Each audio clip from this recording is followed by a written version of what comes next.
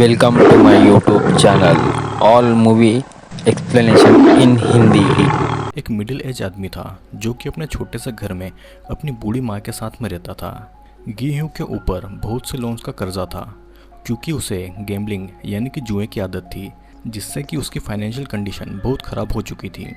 गी एक दिन ब्रेकफास्ट कर रहा था और उसकी माँ उसे कुछ पैसे देती है उसकी बेटी को बर्थडे डिनर के लिए। गी का डिवोर्स हो चुका था और उसकी एक्स वाइफ ने एक अमीर आदमी से शादी कर ली थी जो कि उसे उसकी बेटी से मिलने नहीं देता था। गी को भी अपनी बेटी को देखने का बहुत मन था और वो अपनी माँ से खुद की बेटी को गिफ्ट देने के लिए और पैसे मांगता है। उसकी माँ के पास में पैसे ख़त्म हो चुके थे, लेकिन फिर भी वो कहीं से गी को और पैसे अरेंज कर कर दे देती है। गी की माँ के जाने के बाद गी अपने क्रेडिट कार्ड से और पैसे निकालता है और अपने गैम्बलर दोस्तों के साथ में जाकर पहले घोड़े पर पैसे लगाता है, लेकिन वो हार जाता है। और वो एक बार नहीं बल्कि कई बार अपने पैसे लगाता है और हर बार हार जाता है, लेकिन फिर भी वो नहीं रुकता और अपने पैसे बर्बाद करने में लगा हुआ रहता है। और फाइनली गी कुछ पैसे जीत जाता है, जिसे जीतने के बाद में वो अब 7वें आसमान में था। वो उस लेडी को टिप देता है जो कि उसे जीते हुए पैसे देती है और वहाँ से निकल जाता है। जिसके बाद में गी को कुछ लोग पकड़ लेते हैं और ये वो लोग थे जिन्होंने गी को उधार पैसे दिए हुए थे। गी को डर था कि वो उससे उसके जीते हुए पैसे न ले ले और इसी डर से वो वहाँ से भागता है और एक लड़की से जा टकराता है, जिससे कि उधार मांगने वाले लोग उसे पकड़ लेते हैं और उसे धमकी देते हैं कि अगर उसने उसका पैसा नहीं लौटाया तो वो उसे मार डालेंगे। बचने के लिए गी उन लोगों को अपने जीते हुए पैसों से कुछ अमाउंट देने की सोचता है और वो जैसे ही अपनी पॉकेट में हाथ डालता है तो वो देखता है कि उसकी पॉकेट खाली है और जो लड़की अभी अभी उससे टकराई थी उसने उसका पैसा चुरा लिया है। कर्जे वाले लोग उसकी नहीं सुनते और गी के नाक में एक छोटा सा चाकू डालकर उसे धमकाते हैं, जिस पर गी कहता है कि वो 1 महीने में उनका पैसा लौटा देगा। जिसके बाद में वो लोग वहाँ से चले जाते हैं। अब गी के पास में कुछ भी पैसे नहीं बचे थे, उसके पास अपनी बेटे के लिए गिफ्ट तक लाने के पैसे नहीं थे। गी फिर उस लड़की के पास में जाता है जिसको उसने टिप दी थी और वो उससे अपनी टिप वापस ले लेता है, लेकिन अभी भी उसके पास में इतने पैसे नहीं थे कि वो एक खिलौना खरीद सके। अब गी टिप के पैसे से एक क्लो मशीन से एक गिफ्ट जीतने की कोशिश करता है, लेकिन आज उसका लक कुछ खराब चल रहा था। उसे एक भी खिलौना नहीं मिलता, लेकिन पीछे से एक छोटा सा लड़का उसकी मदद के लिए राजी हो जाता है और दोनों मिलकर एक ब्लैक कलर का गिफ्ट बॉक्स जीत लेते हैं। और फिर गी उस बच्चे को थैंक यू बोलकर वहाँ से चला जाता है। जिसके बाद में वो अपनी बेटी को एक छोटे से स्टॉल पर ले जाकर उसे बर्थडे ट्रीट देता है। उसकी बेटी गायों उसके चेहरे पर निशान नोटिस कर लेती है, लेकिन वो कहता है कि ये निशान बस मच्छर के काटने के हैं। गी फिर अपनी बेटी को जीता हुआ गिफ्ट देता है, लेकिन उसमें से गन की शेप में लाइटर निकलता है, जिसे देखकर गी वो गिफ्ट वापस ले लेता है और अपनी बेटी से कहता है कि वो उसे अगले बर्थडे पर एक अच्छा सा गिफ्ट लाकर देगा। और आखिर में गी अपनी बेटी को उसकी माँ के पास छोड़कर गुड बाय बोलता है। गी अब एक मेट्रो स्टेशन पर था जहाँ पर उसे एक वेल ड्रेस्ड आदमी मिलता है जो कि उसे डाकजी नाम का एक गेम खेलने के लिए इनवाइट करता है, जिसमें एक कार्ड को दूसरे कार्ड से फ्लिप करना था। वो आदमी कहता है कि अगर गी जीतता है तो वो उसे 1 लाख वॉन देगा और अगर वो हारता है तो वो आदमी उसे एक थप्पड़ मारेगा। गी के पास में हारने के लिए कुछ भी नहीं था और इसीलिए वो ये गेम खेलने के लिए राज़ी हो जाता है। और फिर कई राउंड खेलने और हारने पर गी को बहुत थप्पड़ पड़ते हैं, जिससे कि गी का गाल पूरी तरह से लाल हो चुका था। और फाइनली एक राउंड में जीतने के बाद उसे 1 लाख वॉन मिल जाते हैं और वो आदमी गी को एक कार्ड देकर उसे कहता है कि अगर वो और भी गेम्स खेलना चाहे तो उसे कभी भी कॉल कर सकता है। फिर घर आकर गी को उसके एक फ्रेंड सांगवू की माँ मिलती है जो कि उसे बताती है कि उसका बेटा सांगवू अपनी बिजनेस ट्रिप पर जाने वाला है, जहाँ पर उसकी माँ उसे बताती है कि उसकी एक्स वाइफ अपनी फैमिली के साथ में यूएसए में शिफ्ट हो रही है। और इसका मतलब ये था कि गी अपनी छोटी सी बेटी से नहीं मिल पाएगा। गी शौक था, लेकिन वो कुछ भी नहीं कर सकता था क्योंकि उसकी बेटी की कस्टडी उसकी एक्स वाइफ के पास में थी, क्योंकि वो अपनी बेटी को नहीं पाल सकता था। फिर रात के समय गी बहुत ज़्यादा डिप्रेस्ड था और वो उस नंबर पर कॉल करता है जो कि उसे उस आदमी ने दिया था। वो आदमी गी को एक जगह बुलाता है जहाँ से उसे एक वैन में बिठा लेते हैं और अंदर आते ही एक गैस का गुबार आ जाता है, जिससे कि गी बेहोश हो गया था। गी की जब नींद खुलती है तो देखता है कि वो एक बेड पर है जहाँ पर आसपास कई सारे और भी लोग हैं। वो ये भी नोटिस करता है कि उसके कपड़े बदल दिए गए हैं। वहाँ पर मौजूद सभी लोग कंफ्यूज थे और हम देखते हैं कि पूरा रूम सीसीटीवी कैमरे से मॉनिटर हो रहा है। गेहूं एक बूढ़े आदमी से मिलता है जिसका नंबर 001 था और गेहूं का नंबर 456 था। वो आदमी गेहूं को बताता है कि वो ब्रेन ट्यूमर से पीड़ित है।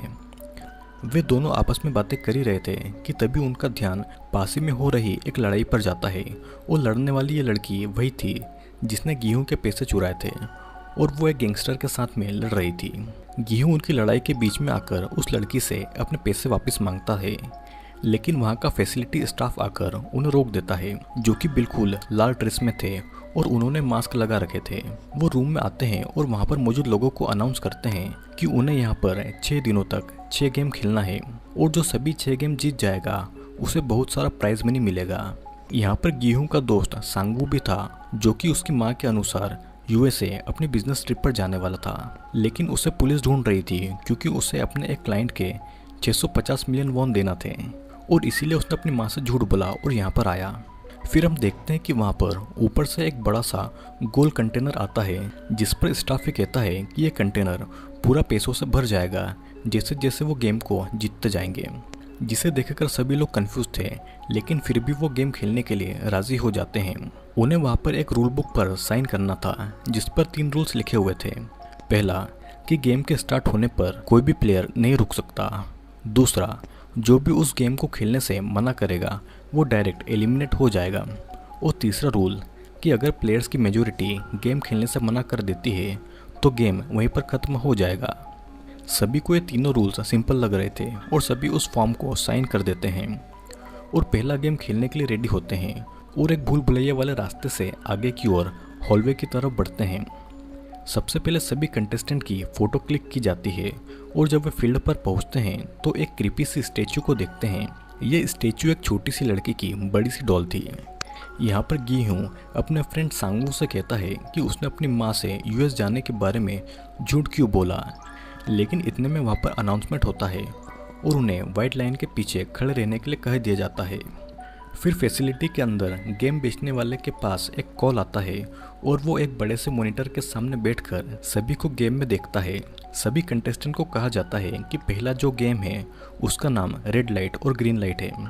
उनके पास में 10 मिनट है गेम को ख़त्म करने के लिए।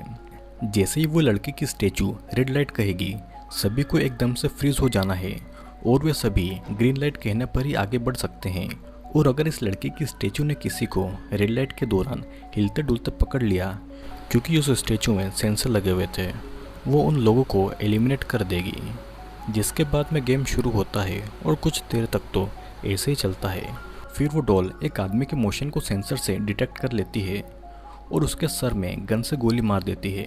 किसी को भी समझ नहीं आता कि यहाँ पर क्या चल रहा है और जो भी लोग रेड लाइट के दौरान हिलते डुलते पाए जाते हैं उन्हें वहाँ पर गन से उड़ा देते हैं, जिससे कि बाकी कंटेस्टेंट को पता लगता है कि जो भी गेम से एलिमिनेट होगा उसे गन से मार दिया जाएगा, जिससे कि सभी में अफरा तफरी मच जाती है और भागने वाले लोग सेंसर से डिटेक्ट होते हैं और सभी को मशीन से ऑपरेट होने वाली गन से मार दिया जाता है।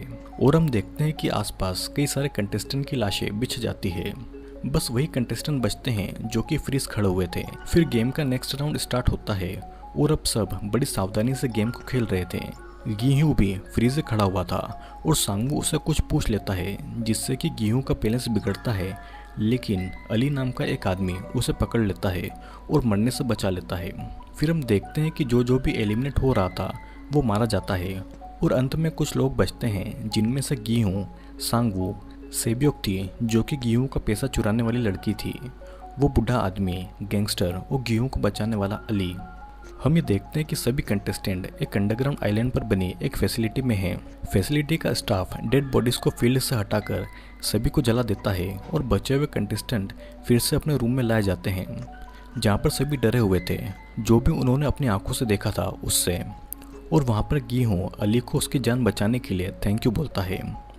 अब यहाँ पर फैसिलिटी का स्टाफ रूम में आता है और बचे हुए कंटेस्टेंट को कॉन्ग्रेचुलेट करता है उन्हें उनका पहला राउंड पूरा करने के लिए।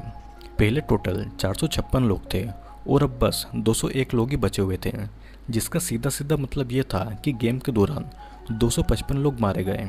फिर वहाँ पर एक लड़की अपने घुटनों पर बैठकर उसे जाने देने को कहती है और सभी उसी की ही तरह उन्हें छोड़ देने के लिए कहते हैं, जहाँ पर फैसिलिटी का स्टाफ उन्हें वहाँ का दूसरा रूल याद दिलाता है कि गेम नहीं खेलने वाले को एलिमिनेट यानी कि मार दिया जाएगा। लेकिन सडनली सांगवू पीछे से ये कहता है कि थर्ड रूल के अकॉर्डिंग अगर मेजोरिटी गेम खेलने को मना कर देती है तो गेम नहीं खेला जाएगा, जिस पर फैसिलिटी का स्टाफ हामी भरता है और उन्हें वोटिंग करने से पहले गेम का प्राइज मनी दिखाता है ताकि प्राइज मनी को देखकर कोई भी नेगेटिव वोट नहीं करे। और फिर वो गोल कंटेनर जल्दी खूब सारे नोटों के बंडलों से भर दिया जाता है।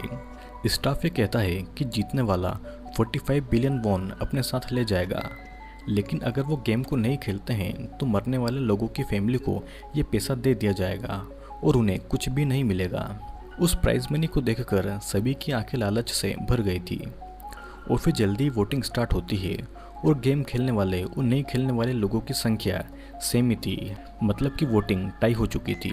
लेकिन अभी भी आखिरी वोट बचा हुआ था जो कि उस बूढ़े आदमी का था और वो बूढ़ा आदमी फाइनली गेम नहीं खेलने के लिए वोट कर देता है और सभी को बिना किसी डैमेज के अपने अपने घर भेज देते हैं, ये कहकर कि अगर वो फ्यूचर में भी ये गेम खेलना चाहते हैं तो उन्हें कांटेक्ट कर सकते हैं। फिर हमें देखते हैं कि गीहूं और सेबियक को वैन से बाहर उनके हाथ बांधकर फेंक दिया जाता है और यही होता है अली और सांगवू के साथ में और सभी अपने अपने रास्ते चल देते हैं। अली के पास घर जाने तक के पैसे नहीं थे और इसीलिए सांगवू उसे बस का किराया दे देता है।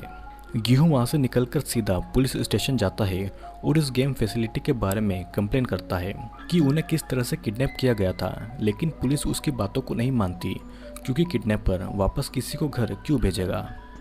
लेकिन वहाँ पर एक जुनहो नाम का पुलिस ऑफिसर गीहूं के पास उस कार्ड को नोटिस कर लेता है, जिसके बाद गीहूं अपने घर चला जाता है और उसे वहाँ पर पता लगता है कि उसकी माँ घर पर नहीं है। उसकी माँ की तबीयत डायबिटीज़ से बहुत ख़राब हो गई थी और वो हॉस्पिटल में एडमिट थी। गीहूं हॉस्पिटल जाता है अपनी माँ को देखने के लिए, जहाँ पर वो देखता है कि उसकी माँ के पैर में एक बड़ा सा घाव है और डॉक्टर कहते हैं कि उसकी माँ की जान बस सर्जरी से ही बचाई जा सकती है। लेकिन गीहूं के पास में इतने पैसे नहीं थे कि वो अपनी माँ की सर्जरी करवा सके। फिर हम देखते हैं कि जुनहो अपनी माँ से अपने मिसिंग भाई के बारे में बातें कर रहा था, जो कि कुछ दिनों पहले ही गायब हुआ था और उसे उसके भाई के अपार्टमेंट से भी वैसा ही कार्ड मिला था जैसा कि गीहूं के पास में था। जुनो डिसाइड करता है कि गीहूं से उस कार्ड के बारे में पूछेगा। अगले सीन में हम देखते हैं कि सेब्योक अपने छोटे भाई से अनाथ आश्रम में मिलने जाती है और हमें ये पता लगता है कि वो नॉर्थ कोरिया से भागी हुई लड़की है जिसके माँ बाप अभी भी नॉर्थ कोरिया में ही फंसे हुए हैं और वो पैसे इकट्ठा करके अपने माँ बाप को वापस लाना चाहती थी और अपने भाई को उस अनाथ आश्रम से बाहर निकलना भी चाहती थी। इधर अली अपने बॉस से मिलने जाता है।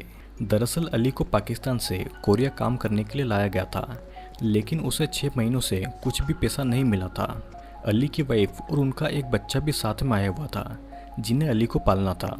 अली का बॉस उसके सामने नोटों का बंडल रखता है, लेकिन वो उसे अली को नहीं देता और गुस्से में आकर अली उसे एक मशीन में धक्का दे देता है, जिससे कि उसके बॉस की उंगलियां कुचल जाती है और वो उन पैसों को लेकर वहाँ से भाग जाता है।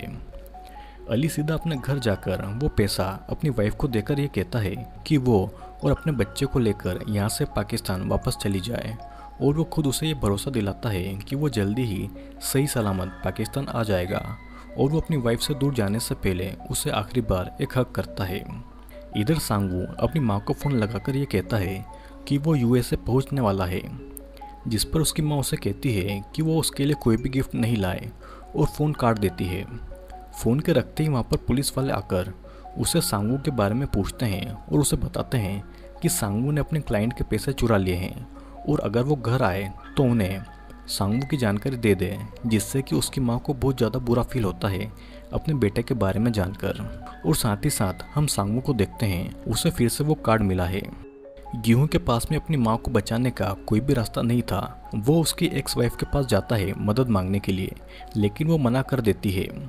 वो अपने नए हस्बैंड से इस बारे में बात करती है और वह गीहूं को अपने पास बुलाकर उसे एक नोटों का बंडल देता है और कहता है कि वो उसकी फैमिली के आसपास भी ना भटके, जिससे कि गुस्से में आकर गीहूं उसे मारता है और गुस्से में ये कहता है कि वो उसकी बेटी को उससे दूर नहीं कर सकता।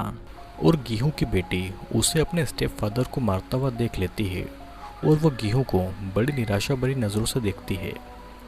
बाद में गीहूं अपने घर आता है और खुद को हारा हुआ महसूस करता है क्योंकि उसके पास न तो फैमिली थी और ना ही अपनी माँ को बचाने के लिए पैसे।